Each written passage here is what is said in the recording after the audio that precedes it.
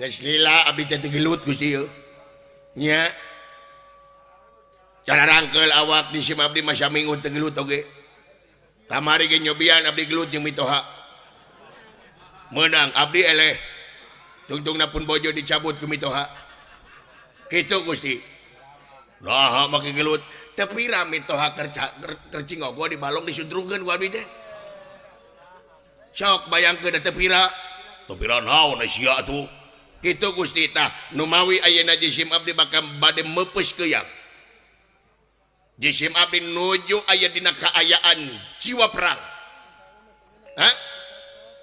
hayang nyaho jisim abdi amuk-amukan ayeuna wayahna siapkeun pasukan sae mangga Gusti mangga teh gelarat teh gapati parantos teh gelarat teh gapati jisim abdi Gusti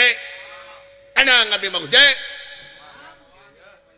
bejaan anu lian sae mangga hayu dit mangga dit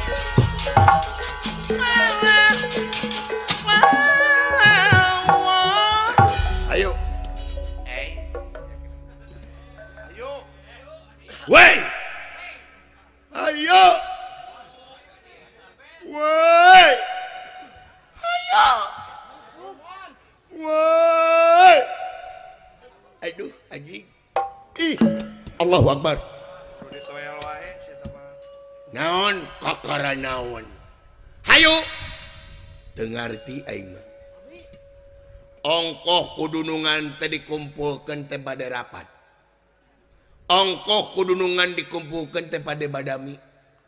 tapi geus ngumpul di dieu teu ngomong teh naon baralik deui nah ya teh balik terek ceserahan aduh anjing ceserahan aduh Gusti nu agung kudu kumaha aing ya Gusti ya Allah ya Tuhan kami berilah hamba-Mu ini kekuatan ya Allah untuk ngobrol dengan babatok sieu ya Allah karena aku sudah pusing ya Allah sudah pusing sekali ya Allah ngobrol jeung sieu teh nyambung-nyambung ke 10-an tahun ya dengekeun urang teh ayeuna teh rek init ka nagara Amarta terek diserang ku nagara urang si anjing ngadon ngelel kahe aduh ya Allah ya Tuhan kami berilah guludug terhadap si ya Allah